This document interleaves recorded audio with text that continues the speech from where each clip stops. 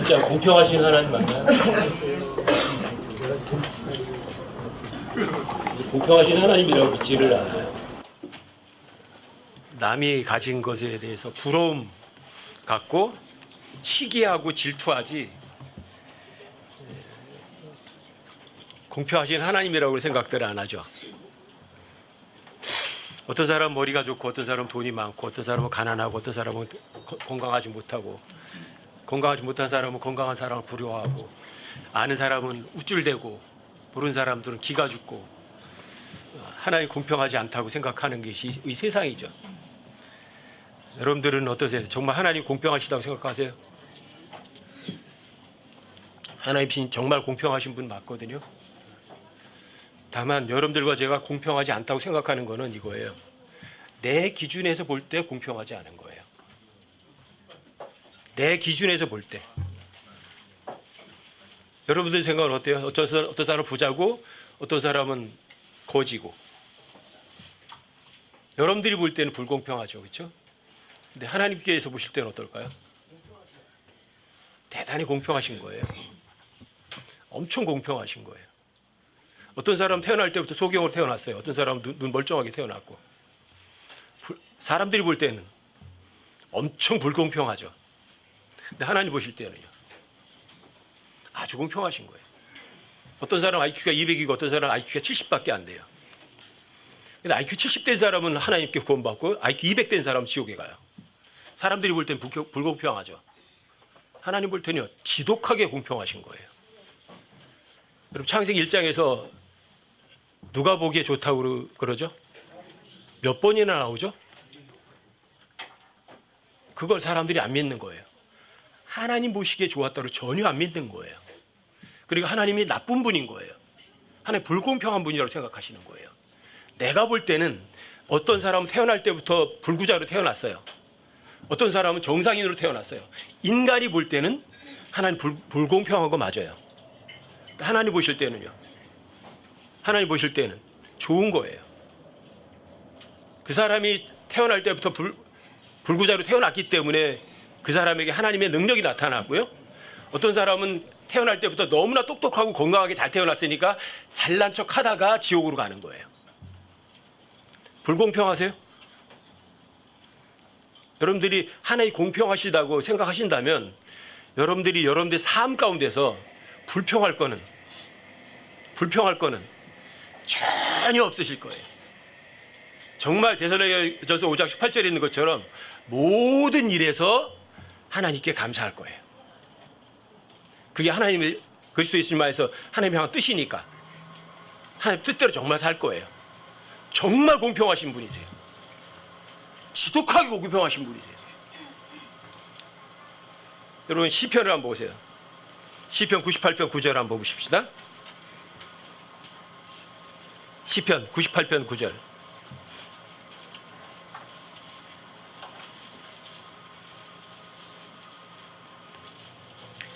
시편 98편 9절이요.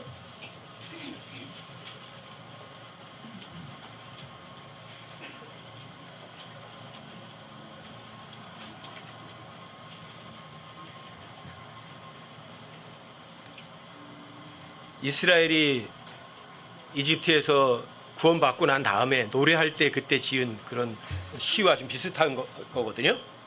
9절에 보시면 제일 마지막 절에 보시면 주 앞에서 기뻐하라.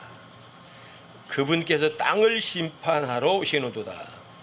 그분께서 의로 세상을 심판하시며 공평으로 백성들을 심판하시리로다. 그분이 땅을 심판하러 오시는데 불공평하게 베풀어 주시고는 심판하시면 불의하신 거죠. 그렇죠? 근데 그분은 의로움으로 심판하세요. 나쁜 것으로 심판하시는 게 아니라 공정하게 심판하세요. 왜요? 공평하게 줬으니까. 그분은 공평으로 백성들을 심판하신다고 되어 있어요. 내가 보기에는 하나님 실수하신 거지만 하나님 보시기에는 매우 좋은 것이었어요. 여러분 99편 4절에도 한번 보세요. 그 바로 밑에 99편 4절에도 보시면 왕의 능력이 또한 판단의 공의를 사랑하오니 주께서 공평을 굳게 세우시며 야곱 안에서 판단의 공의와 의를 집행하시나이다. 이렇게 돼 있어요. 하나님께서는 공평하게 심판하세요? 불공정하게 심판하세요?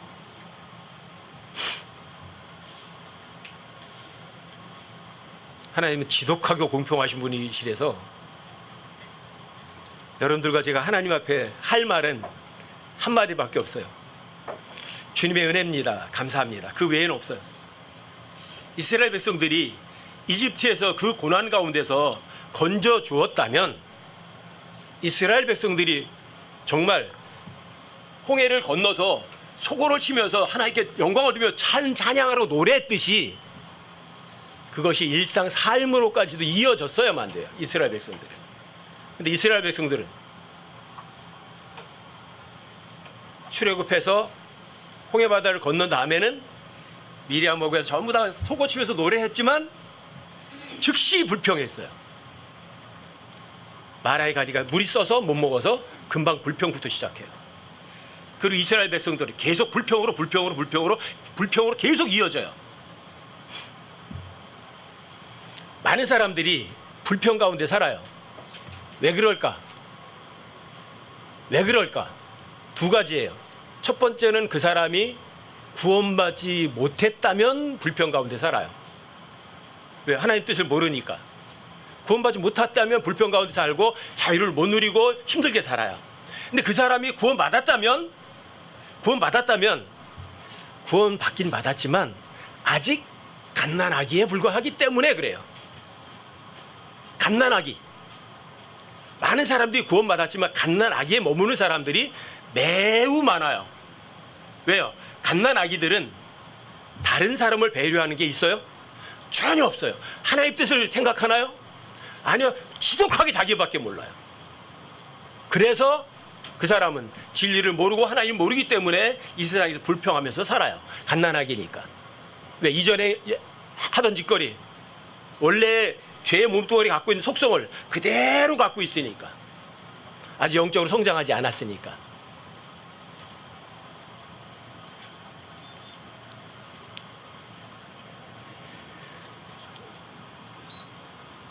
구원도 마찬가지예요. 어떤 분들이 이제 그러죠. 오늘 이제 구원에 대해서도 얼마나 공평하신지를 여러분들에게 한번 보여드리려고 하는 거거든요. 어떤 분들은 이제 홍수 이전에는 이방인들에게는 은혜로 구원받게 했고 율법 시대는 율법을 지키는 행위로 구원받게 했다. 믿음 플러스 행위다. 그리고 교회 시대는 또다시 은혜로만 구원받고 또 환난 때는 믿음과 행위가 있어야 되고 또 천연왕국 때는 믿음 필요하지 않다. 왜? 예수님 실제로 눈에 보이니까. 그래서 행위로 구원받는다 이렇게 가르치는 분들도 계세요. 그렇게 되면 하나님께서는 공평하신 분이세요? 공평하지 않은 분이세요? 공평하지 않은 분이세요. 환난 때는 짐승의 표를 안 받으려고 악착같이 버텨야지 구원받을 수 있다면 지금은요. 마음으로 믿기만 하면 구원받고요. 그때는 악착같이 목 잘리면서까지 그걸 버텨야지 구원받는다면 불공평한 하나님이시거든요. 근데 하나님께서는 엄청 공평하세요. 지독하게 공평하세요. 여러분 에베소 2장 8절을 한번 보세요.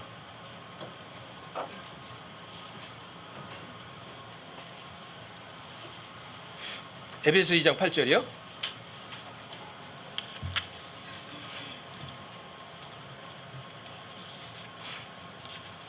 너희가 믿음을 통해 은혜로 구원받았나니 그것은 너희 자신에서 난 것이 아니요 하나님의 선물이니라. 행위에서 난 것이 아니니 이것은 아무도 자랑하지 못하게 하렵니다. 이게 우리 이 교회 시대에만 적용되는 거라면 환난 때는 짐승의 표를 안 받으려고 끝까지 버텨야 구원받는 거라면 공평하신 분이세요? 불공평하신 분이세요? 대단히 불공평한 분이세요. 하지만 믿음을 통해서 은혜로 구원받는 거는요. 창세기부터 계시록까지 전부 다 똑같아요. 그걸 실제로도 여러분들이 얼마든지 보여줄 수 있어요. 히브리서 12장 2절에 보시면 믿음의 창시자의 완성자이신 예수님 이렇게 나와요. 믿음의 창시자가 예수님이시래요. 그러니까 사람들이 이건 신약의 얘기 아니냐. 그 구약에는 이게 해당이 안 되느냐? 신약의 예수님은요, 여러분과 저에게 눈으로 볼 수 있게 나타나셨어요. 하지만 구약에도요, 눈으로 볼 수 있게 나타나셨어요. 주의 천사로. 구약 성경에서 제일 많이 나오는 단어가 여호와라는 단어예요. 그 6,500번 이상이 나와요. 신약에서 650번 이상이 나오고요. 근데 구약에서는 그 여호와를 전부 다 로드, 주로 번역이 돼 있어요. 신약에서는 650번을 주라고 번역이 돼 있어요. 똑같은 단어예요. 구약에도 주, 신약에도 주. 신약의 주는 누구죠? 예수님이시죠. 그리고 구약의 주는 누구죠? 육체로 나타나기 이전의 예수님이세요. 그러니까 히브리서 12장 2절에서 믿음의 창시자의 완성자신 예수님이라고 해서 신약에만 믿음이 적용되는 게 아니에요. 구약에도 이미 적용이 되는 거예요. 왜요? 하나님께는 과거, 현재, 미래가 없어요. 다 똑같이 적용하세요. 아시겠어요? 그래서 아담과 이브도 믿음을 통해서 은혜로 구원받았다는 것을 알 수가 있어요. 자, 이 믿음은 하나님께서 여러분과 하나님 신뢰하고 하나님 말씀 믿어드린 사람에게 주는 선물에 불과해요. 근데 그 믿음을 통해서 은혜로 구원받는 거예요. 누구든지 다. 근데 구약에서는 왜 믿음이라는 게 없었느냐? 왜 구약에서는 영원한 생명이라는 게 없었느냐? 마찬가지예요. 다섯째 날 4,000년이 지난 후에 예수님께서 생명이신 분이 나타나세요. 여러분들이 7일 창조도 보시면 4일 동안 창조하고요. 다섯째 날 생명이라는 단어가 처음으로 등장을 해요. 무슨 소리예요? 1,000년, 2,000년, 3,000년, 4,000년 지나고 그 다음에 생명이신 분이 예수님 나타나는 것을 보여주는 것 같아요. 그렇기 때문에 구약에서는 영원한 생명이라는 단어가 여러분과 저에게 전혀 사용되지 않아요. 왜요? 생명이라는 것이 아예 나타나지도 않았기 때문이에요. 아시겠어요? 그렇다면 구약의 사람들이 행위로 구원받을 수 있느냐? 아니요, 절대로예요. 율법을 지켜서 구원받을 수 있느냐? 아니요, 절대로예요. 왜요? 율법으로 하나님 앞에 의롭게 될 육체가 있어요, 없어요? 로마 3장 20절에 써 있잖아요. 그러므로 율법의 행위로 어떤 육체도 그분 앞에 눈앞에서 의롭게 될 수가 없나니 돼 있어요. 갈라디아 2장 16절도 똑같이 써 있어요. 율법의 행위로 어떤 육체도 그분 앞에 의롭게 될 수 없다고 돼 있어요. 율법으로는. 다만 율법으로 알 수 있는 건 내가 죄인이구나, 그걸 깨닫게 해주는 거지, 율법을 지켜서 이루어질 수 있는 거는 애시당초 아예 없어요. 행위로 구원받을 수 있는 사람 없어요. 여러분들이 창세기 3장으로 가보시면 아담과 이브가 죄를 짓는 거 다 아시죠? 그렇죠? 아담과 이브가 다 죄를 지었어요. 그리고 창세기 3장 21절 한번 찾아보세요.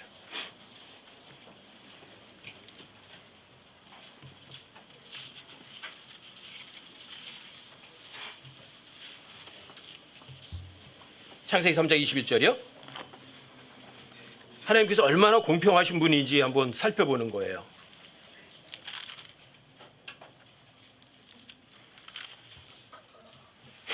(3장 21절에) 보시면 주 하나님께서 또한 아담과 그의 아내에게 가죽으로 옷을 만들어 입히시니라. 가죽 옷을 만들어 입히셨어요. 가죽, 어떤 가죽일까? 가죽은 짐승의 가죽이에요. 그러니까 아담과 이브가 가죽 옷을 입기 위해서 누군가가 희생됐어요. 누군가가. 그렇죠? 그리고 그 가죽 옷을 아담과 이브가 입은 게 아니에요. 입혀주셨어요. 클로스드, 그들에게 입혀주셨어요. 입혀주니까 입었어요. 자기들 입은 것도 아니에요. 가죽 옷을 입혔다. 누군가가 피를 흘려 죽은 거예요. 누구죠? 하나님의 어린 양이에요. 왜요? 세상 죄를 제거한 하나님의 어린 양 예수님이시거든요. 아담과 이브가 하나님께서 만든 옷이에요. 여러분들 특제 옷 좋아하죠? 명품 옷 좋아하시죠? 최고의 명품 옷이에요. 가죽 코트. 누구 제품이에요? 하나님 제품. 그래서 이 하나님 제품이 입으면 영원히 구원받는 거야. 지옥에 안 가요. 자, 아담과 이브가 죄를 짓고 나서 뭘 잘했죠? 무슨 선한 일을 했죠? 뭐 한 일이 있나요? 아무것도 한 일 없어요. 너 왜 죄 지었니? 하나님께 주신 여자가 줘서요. 여자 아니에요. 뱀이 줘서요. 핑계 댔지. 자기들이 하나님 다 잘못했습니다 한 적도 없어요. 그런데 하나님께서 아담과 이브에게 가죽으로 옷을 만들어 입히셨어요. 이게 뭐예요? 은혜예요? 아니에요? 은혜예요. 다만 하나님께서 주신 옷을 입었다는 이야기는 하나님께 순종했다는 얘기예요. 왜요? 안 입으려고 하면 안 입는다고 하면 왜요? 하나님께서는요 안 입겠다고 내가 거절하면 절대로 못 입히시거든요. 왜? 자유의지를 반하는 일은 하나님 절대로 안 하시거든요. 그 아담과 이브는 하나님께 복종한 거죠. 순종한 거죠. 하나님과 그분의 말씀을 믿어드린 거죠. 그러니까 하나님께서 가죽으로 옷을 만들어서 아담과 이브에게 입혀줬어요. 믿음을 통해서 은혜로 구원받는 거예요. 이게 구원이에요. 이게 아담과 이브가 자기의 어떤 행위도 없이 가죽 옷을 만들어서 주님께 입혀주셔서 지옥으로부터 구원받았다면, 자, 구원은 여기에서 확정된 것 같아요. 아담의 모든 후손들에게도 마찬가지예요. 창세기 4장에서 아벨도 마찬가지죠. 여러분 히브리서 11장에 보면 아벨이 어떻게 됐대요? 아벨이 믿음으로 아벨은 이래요. 예수님이 오시기 4,000년 전인데 어떻게 믿음이라는 것이 아벨에게 적용이 되죠? 왜? 믿음은 하나님께 창시하신 거거든요. 과거, 현재, 미래 다 적용되는 거거든요. 믿음으로 아벨은 가인보다 더 나은 희생물을 하나님께 드렸대요. 하나님께서 가인의 희생물에는 관심을 두셨지만, 아벨의 희생물에 관심을 두셨지만 가인의 희생물에는 관심도 안 두셨어요. 왜요? 불공평하시잖아. 불공평한 게 아니에요.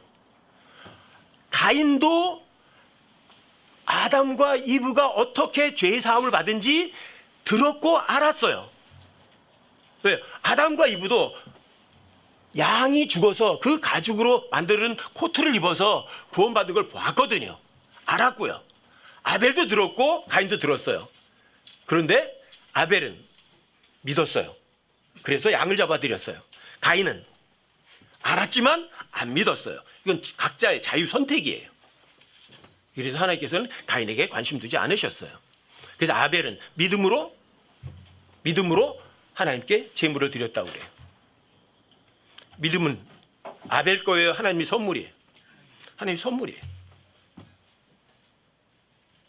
자, 믿음으로 노아는요. 히브리 11장에 노아도 마찬가지죠. 자, 노아 당시의 상황이 지금 상황과 거의 흡사할 거예요. 왜요? 휴거 직전 상황을 노아의 날이라고 그러거든요. 소돔과 고모라의 날이라고 하거든요. 그럼 노아 당시에 세상 상황이 정말 안 좋았어요. 하나님 믿어라고 하면 미친놈 소리 들으는 그런 시대였다고요. 하지만 온 세상이 다 죄악 가운데 푹 빠져 지냈지만 창세기 6장 8절에 보세요. 노아는 어떻게 됐는가? 창세기 6장 8절.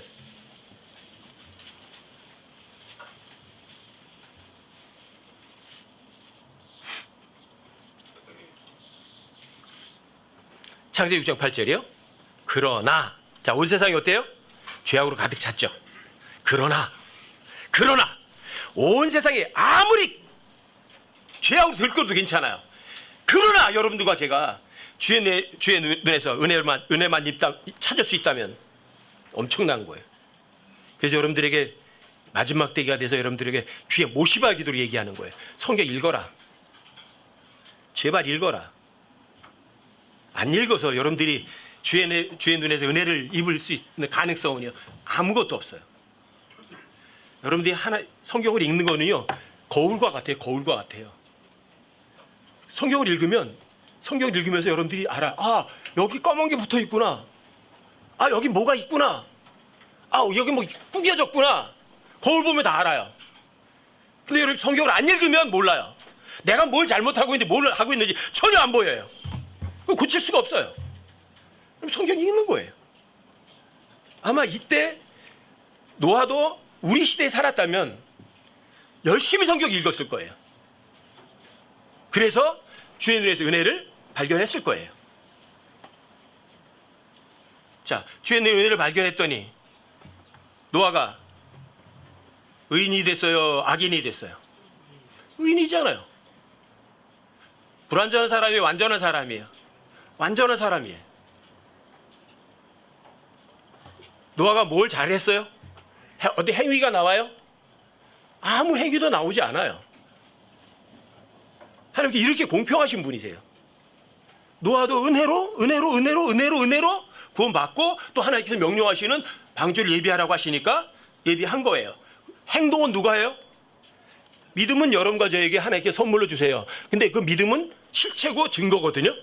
여러분들 진짜 믿죠? 현실이 돼버려요. 누가 일하죠? 하나님 일하시는 거예요. 그게 믿음의 실체예요. 증거예요. 노아가 방주를 만들 수 있는 그런 능력은 없었던 거죠. 하지만 하나님께서 노아를 방주를 예비하라는 말씀을 믿으니까 실제로 노아가 방주를 만들 수 있는 그런 능력, 지혜, 몽땅 다 주신 거죠. 이게 은혜예요. 그래서 노아는 자신의 가족 8사람까지도 구원을 했어요. 아브라함도 마찬가지예요. 아브라함도. 믿음으로 아브라함은 이러죠. 믿음으로 에녹 같은 경우는 믿음으로 에녹은 365년 동안 이 땅에 있었다고 그러죠. 그렇죠? 365 그러면 뭐가 생각나세요? 1년 365 생각나잖아요. 그렇죠? 그래 에녹은 1년 365 주님과 함께 동행했던 거죠. 그리고 주님을 기쁘게 하셨다는 증거를 얻었어요. 이 땅에 있어요, 없어요?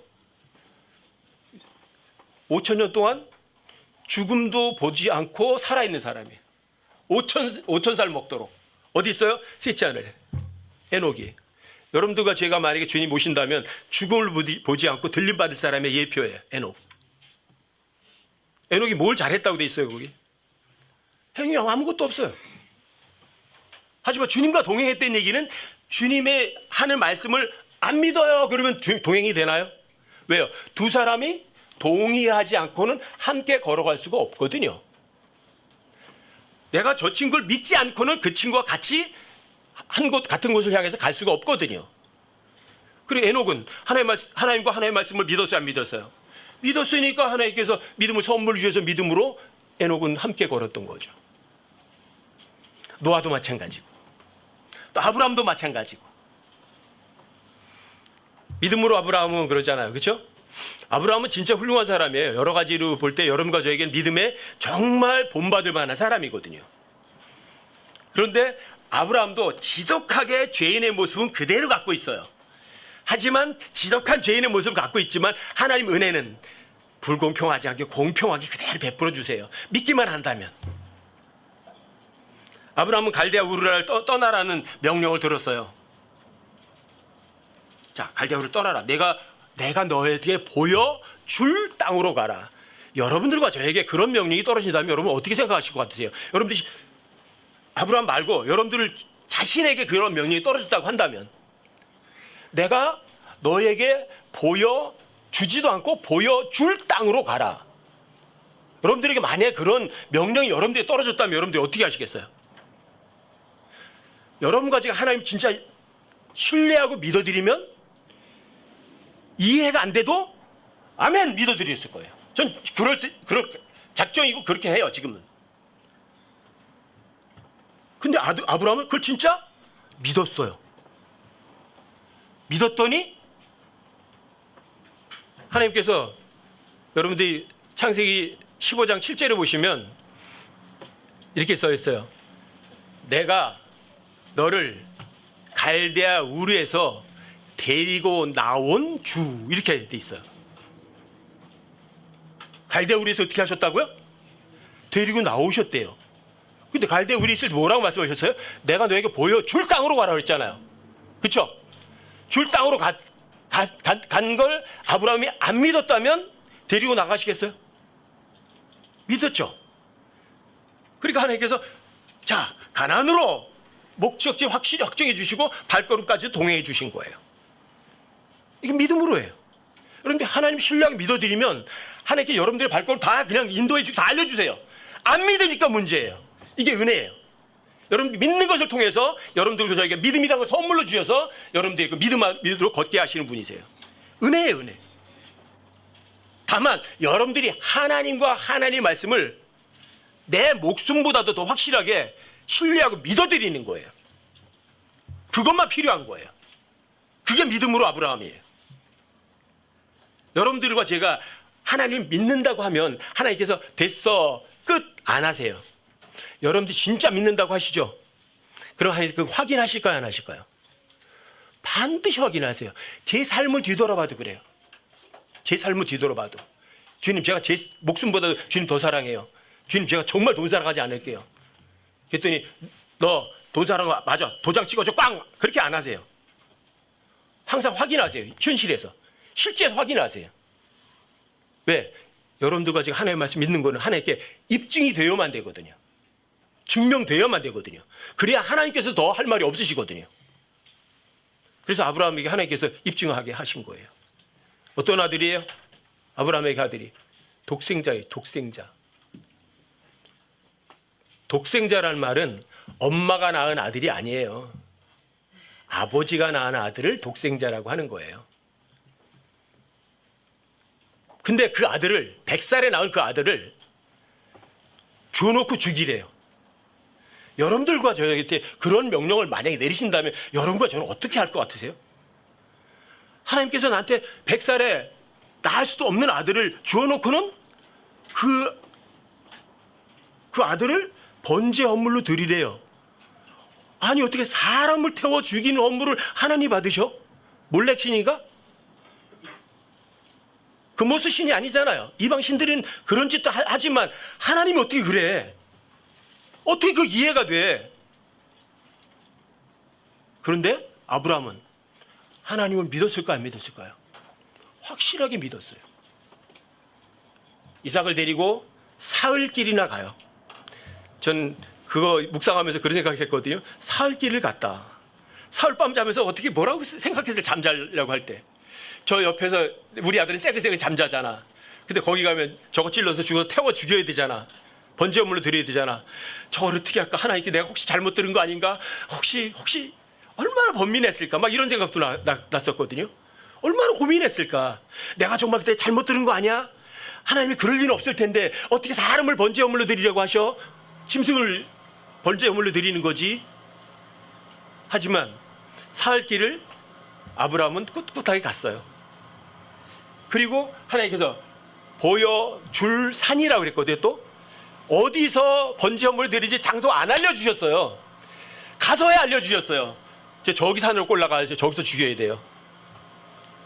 그리고 청년들에겐 여기 있으래요. 나와 아이가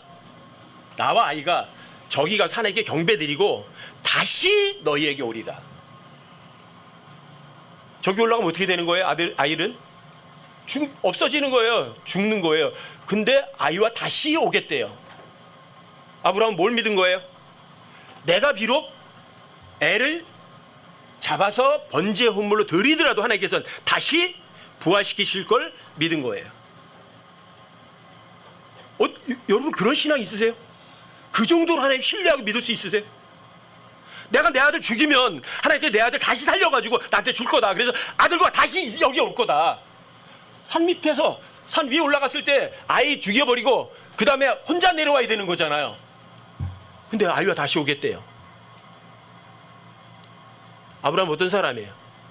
정말 믿음의 조상이에요. 정말 대단한 사람이에요. 그래도 아브라함에게도 인간적인 죄성은 있지만 그래도 하나님에 대한 신뢰와 믿는 것은요 여러분과 저게 진짜 본복인 거예요. 그래서 이방인들의 믿음의 조상이기도 하고 유대인들의 믿음의 조상이기도 한 사람인 거예요. 근데 아브라함도 없대요. 믿음을 통해서 은혜로 해요.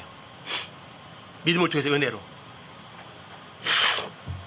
그 외에 히브리 11장에 보면 엄청나게 많이 나오잖아요. 믿음으로 이삭은, 믿음으로 야곱은, 믿음으로 요셉은, 믿음으로 모세의 부모는, 믿음으로 모세는 어때요? 구약 사람들이 전부 다 믿음으로 해요. 히브리서 11장 2절에서 예수님이 믿음의 창시자 완성자이시지만 구약 사람들에게도 그 믿음이 적용돼야 한대요. 다 적용되고 있잖아요. 율법화에서는 믿음과 행위가 절대로 아니에요. 믿음과 행위라고 주장하신 분이 잠깐 미스하신 게 뭐냐면 여러분들이 하나님의 말씀을 지키라는 단어에 keep, 내 명령을 지키면 킵하면 자, 명령을 지키는 게 뭐예요? 마음이에요, 행동이에요? 마음이죠. 그렇죠? 그래서 하나님께서는 사람들의 마음 속 중심을 보시고 그 속 중심에 따라서 보상을 주시는 거거든요. 구약의 모든 이스라엘 사람들도 입으로는 잘 믿었어요. 입으로는 멋진 고백을 했어요. 하지만 그 사람들이 행동으로 나가는 하나님의 법을 어겼어요. 믿었어요, 안 믿었어요? 안 믿었으니까 어긴 거예요. 행위를 안 한 거예요. 믿었다면 100% 행동으로 나오는 거예요. 왜요? 믿음의 정의가 뭐예요? 믿음은 바라는 것들의 실체거든요. 보이지 않는 것들의 증거거든요. 여러분들 중에 제가 하나님의 말씀을 믿었다면 그 믿을 말씀이 현실화 돼야 안 돼야 돼요? 현실화 돼야 돼요. 어제 어떤 분이 거기다가 그런 거 올리셨죠? 생활 가운데서 아주 작은 것도 체험 경험해 보고 싶다. 안 믿었을 뿐이에요. 여러분들이 어떤 구절을 외워서 알고는 있지만 그 알고 있는 것하고 여러분들이 마음으로 믿는 것하고는요 전혀 다른 상황이에요.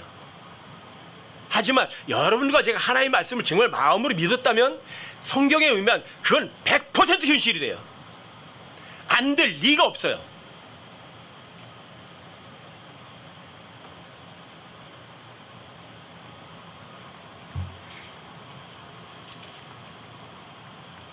이스라엘에게 모세도 여러 번 당부하잖아요.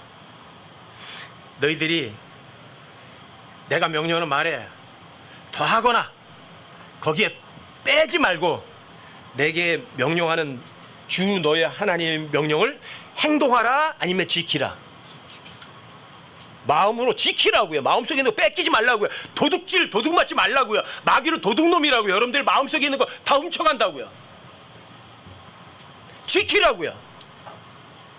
지킨다는 걸 행동하는 게 아니라고요. 여러분들이 마음이라고요. 하나님 말씀 더하고 빼고 바꾸지 말라고요.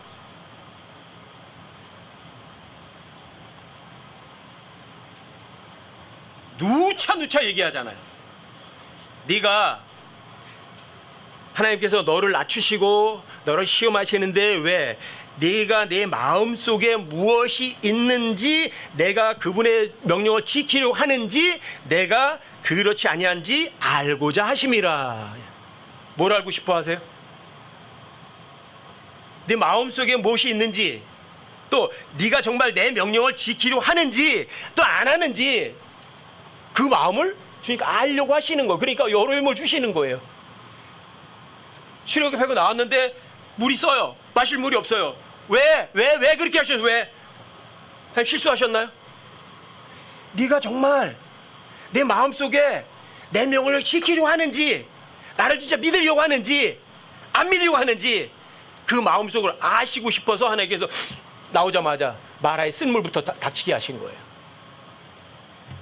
안 믿잖아요. 불평하잖아요. 하나님 불공평하시오 그러시는 거죠. 우리가 이집트에 있을 때 얼마나 마음대로 다 뭘 먹고 했는데 왜 여기까지 끌고 나오냐고 불평하잖아요. 한 번만 불평해요? 계속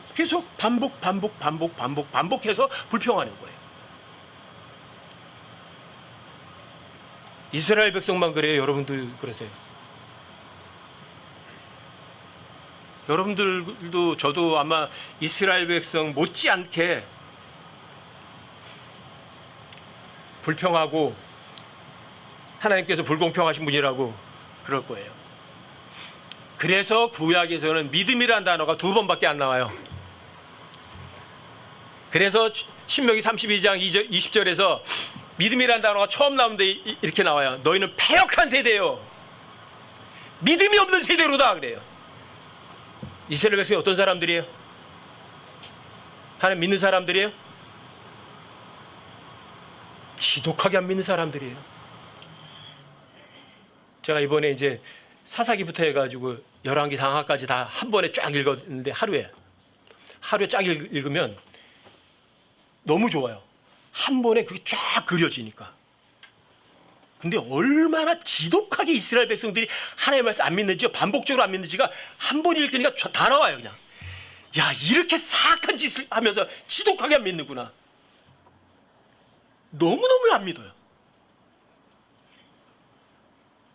제가 여러분들의 그런 표현 드리잖아요. 여러분과 제가 얼마나 안 믿으려고 하느냐. 아주 이를 아무렇고 그냥 버티면서 안 믿으려고 하는 거. 그 모습이 딱 이스라엘 백성들이. 여러분과 저도 똑같아요. 이스라엘 백성들이 손가락질할 수 있는 자격 권리 여러분과 저에게는 없어요. 여러분도 저도 똑같거든요. 그런데도 여러분과 저에게는 참 감사해요. 그래도 지옥에 안 보내시니까. 구약에는 영원한 생명이라는 단어도 없고 그 영원한 생명을 약속하는 것도 없어요. 구약 성경은. 왜요? 영원한 생명이신 분이 아직 이 땅에 오시지 않으셨기 때문이에요. 근데 여러분과 저에게는 영원한 생명을 약속하세요. 왜요? 영원한 생명이란 분이 오셔서 그분이 여러분과 저에게 영원한 생명을 위해서 그분이 영원한 생명이신 분이 죽으셨거든요. 이 과거가 돼버렸어요. 그래서 구약 사람들은 구원을 받았어도 셋째 하늘로 가지 않았어요. 이 지하에 아브라함의 품이라는 데가 있었어요. 그러니까 중간 기착지가 있었어요. 왜요? 하나님께서 이 구약의 사람들이 하나님의 말씀을 믿어요. 그래서 믿음을 통해서 은혜로 구원을 받았지만 그 사람들의 죄가 아직 제거되진 않았거든요. 그러니까 셋째 하늘 못 올라가는 거예요. 죄가 제거되지 않았거든요.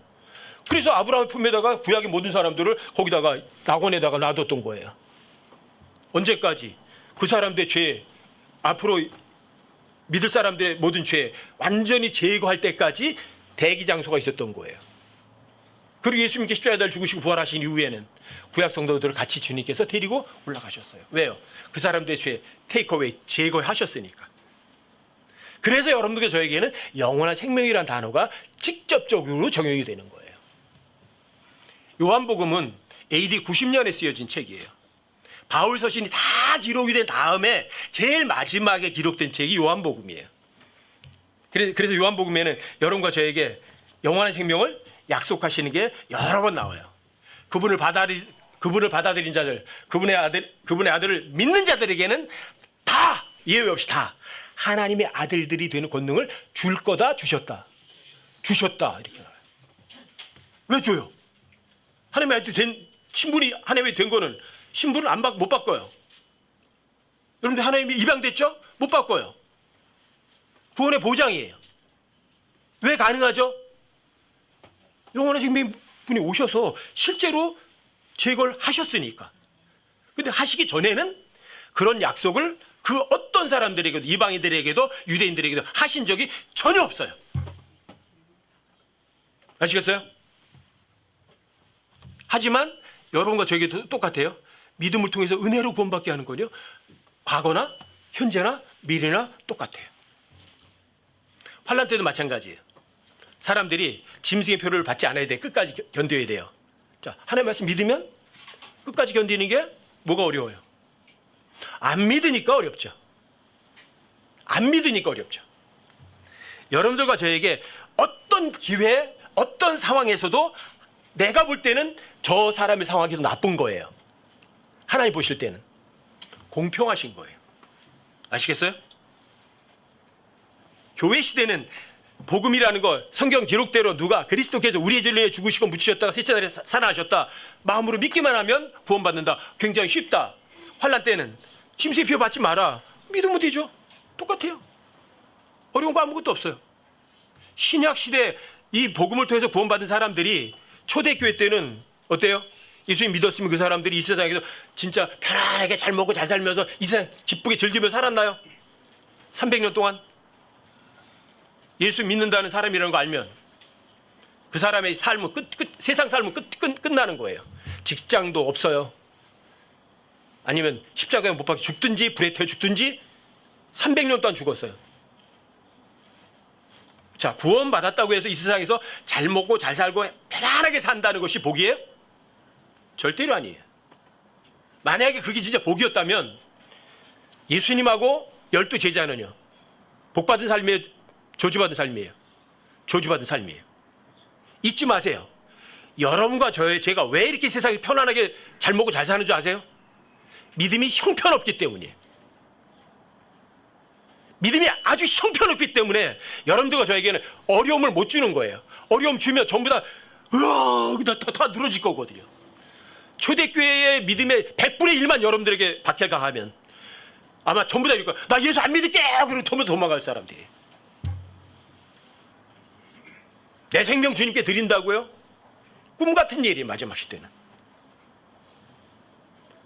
하지만 하나님께서 은혜를 또 베푸시는 거예요. 여러분과 제가 그렇게 믿음이 없지만 그래도 여러분들과 제가 하나님 버리지 않도록 하나님의 말씀을 읽을 수 있는 기회를 계속 허락해 주시는 것은 하나님의 은혜죠. 그리고 여러분과 저에게는 한 번 구원은 영원한 구원이라고 확증해 주시는 것도 이건 보통 은혜가 아니죠. 공평하신 하나님이세요. 너무 멋들어진 하나님이세요.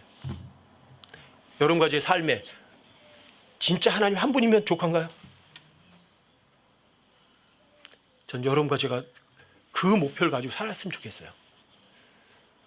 여기 계신 그 어떤 분도 주님 오셨을 때 여기 남아있는 사람이 한 사람도 없길 바라고 그게 제일 바라는 거예요. 제가. 왜요? 혹시라도 여기 누군가가 남아있으면 제 주님 앞에 가서 할 말이 없을 것 같아요. 주님 앞에 제가 너무너무 부끄러울 것 같아요. 간절히 바라는 거예요. 여러분들 이 자리에 계신 그 누구도 주님이 오셨을 때 여기 남아있는 사람이 단 한 사람도 없기를. 또 하나는 이거예요. 여러분들과 제가 구원 받았다면 자, 여기에 마음 둬야 돼요. 저 위에 마음 둬야 돼요. 여러분이 정말 여기 마음 두지 않고 저 위에 마음을 둬서 저 위에 올라갔을 때 하나님께 다 칭찬받는 사람들, 의의 열매로 가득한 그런 삶으로 주님 앞에 나타난 사람, 그거 제가 바라는 거예요. 의의 열매로 가득한 사람들, 하나님께 보상 많이 받는 사람들, 저 위에 갔을 때 진짜 성공하는 사람들, 저 위에 갔을 때 부자로 드러난 사람들, 그 기회를 어떤 사람에게는 많이 주고 어떤 사람은 작게 줄 것 같으세요? 어떠세요? 지독하게 공평하세요. 지독하게 공평하세요. 자, 여러분과 저는 예수님이 교회의 머리세요? 여러분과 저 그분의 지체예요. 손가락이 나은가요? 발가락이 더 나은가요? 뭐가 더 나아요? 각자의 역할에 충실하면 돼요.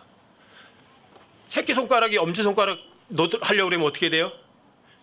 직무유기예요. 직무유기. 아셨어요? 엄지손가락이 새끼손가락 되려고 해도 안 돼요. 귀가 눈처럼 되려고 해야 돼요. 가능해요? 불가능이에요. 귀는 귀 역할만 하면 돼요. 하나님께서 각자에게 주신 역할에 충실하길 바라지 여러분들에게 별로 이렇게 불공평한 역할을 맡기신 것이 절대로 아니에요. 어떤 사람을 부러워할 이유도 전혀 없어요. 저 사람이 없는 거 내가 있어요. 저 사람이 없는 거는 내가 채워주면 돼요. 내가 없는 거 저 사람이 있어요. 저 사람이 없는 거 다른 사람 부족하고 채워주면 돼요. 이게 그뿐이에요. 공평하세요? 공평하지 않으세요? 여러분들과 제가 다만 차이는 이건 있어요. 여러분들과 제가 하나님을 신뢰하고 하나님의 말씀을 믿는 그 양은 그건 우리가 분별 못해내요. 저 사람이 하나님을 얼마만큼 신뢰하는지 그 양은 저는 몰라요. 하지만 하나님은 그 양을 정확하게 아세요. 그래서 공평하게 주세요. 네가 그 상황에서 나를 얼마만큼 많이 믿어줬니? 그 양은 인간으로서는 절대로 분별 못해내요. 하지만 아세요. 하나님은 아세요. 그게 믿음의 분량들이에요. 그게 어떤 사람이 돈이 많아요. 어떤 사람은 돈이 없어요. 돈이 많은 사람은 하나님께 상을 많이 받고 돈이 없는 사람은 못 받는가요? 하나님께서 가장 돈을 많이 낸 사람이 있어요. 누구예요? 가난한 과부. 얼마나 했어요? 2렙돈. 보세요. 여러분들이 외적인 게 아니에요. 내적인 거예요. 그러니까 제가 여러분들에게 돈 같은 것에 신경 쓰지 말고 거기다가 점수 조금도 두지 말라고 말씀드리는 거예요. 이렇게 하나님 공평하신 거예요. 어떤 사람은 IQ가 좋아요. 어떤 사람이 IQ가 나빠요. 그래서 IQ가 나빠서 하나님의 말씀 못 믿었나요? 여러분 IQ가 좋으면 어떻게 하냐면 자기가 스스로 이유를 개발을 해내요. 근데 머리가 나쁘면 그 개발을 못 해내요. 자기가 자기 속인 거잖아요. 왜? IQ가 너무 좋은 바람에. 그 사람이 돈이 너무 많은 바람에 하나님을 사랑해야 될 걸 뭘 사랑한 거예요? 돈을 더 많이 사랑한 거예요. 속은 거예요. 사람들이 볼 때는 돈이 많고 IQ가 좋은 것이 훌륭한 거예요. 좋은 거예요. 하나님 보실 때는 정반대일 수 있어요. 하나님 공평하세요? 공평하지 않으세요? 어떤 사람 부러워하시겠어요? 전혀. 지독하게 공평하신 분이세요. 지독하게 공평하신 분이세요. 어떤 사람은 성경을 해마다 2번, 3번씩 읽을 수 있어요. 어떤 사람은 너무 일이 바쁘고 또 자기 읽는 실력도 없으니까 1년에 1번 읽기도 바빠요. 근데 그 사람은 1년에 2번 읽어요. 저 사람은 1년에 5번도 읽을 수 있는 기회가 있었는데 1번밖에 안 읽어요. 2번밖에 안 읽어요. 그러면 누가 더 잘하는 거예요? 1번밖에 못 읽은 2번 읽은 사람이 훨씬 더 하나님 앞에 신실한 거예요. 그 사람은 믿음이 더 많은 거예요. 아시겠어요, 여러분? 어떤 상황도 어떤 처지도 하나님께서는 여러분들과 저에게 공평하게 주신다. 구원받을 수 있는 기회도 공평하게 주신다. 여러분들과 제가 하나님을 섬길 수 있는 기회도 아주 공평하게 주신다. 또 보상도 여러분들이 한 만큼 정확하게 공평하게 주신다. 이게 하나님이세요. 주님 오실지 언제 오실지는 모르죠. 하지만 주님 오시는 그날 그 순간까지 공평하신 하나님이라는 거 잊지 않으셨으면 좋겠어요. 창세기 1장에서 뭐가 7번 나와요? 누가 보기에 좋아요? 하나님 보시기에 좋다. 하나님 보시기에 좋다. 하나님 보시기에 좋다. 하나님 보시기에 좋다. 잊지 마세요. 여러분 마음속에 깊이 새겨두세요. 창세기 1장에서 7번이나 나와요. 창세기 1장 4절, 창세기 1장 10절, 12절, 18절, 21절, 25절, 31절 7번이나 나와요. 암기해두세요. 제가 저한테 스스로에게 수시로 알려주는 거예요. 수시로 알려주니까 제가 그 구절들이 어디 있는지를 아는 거예요. 수시로 안 알려주면 머리가 나쁘고 머리가 좋다가 아니에요. 안 알려주면 생각도 안 나요. 저를 가장 강력하게 세워줄 수 있는 말씀이라고 한다면 전 창세기 1장에서 7번 나오는 단어예요. 누가 보기에? 하나님 보시기에 좋다. 하나님 보시기에 좋다. 내가 보기에 좋은 거는 하나님께 대한 도전일 수도 있어요. 아주 진짜 악한 것일 수 있어요. 하지만 하나님 보시기에 좋은 거는 정말 좋은 거거든요. 그래서 저는 정말 초대교회 성도들이 부러워요. 먹을 것도 없고 성경도 없었고 그때 인쇄술도 없어서 성경도 없었잖아요. 그냥 다른 사람들 절에 듣고 믿는 거거든요. 근데 여러분과 저보다도 훨씬 더 믿음이 좋았잖아요. 부러워요.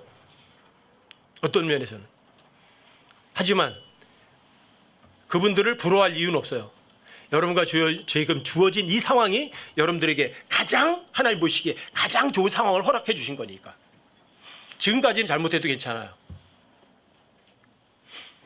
마지막이 좋아야 돼요. 처음이 대단히 좋고요. 마지막이 나쁜 거는 그 사람에게 이익의 손해예요. 형편없이 손해예요.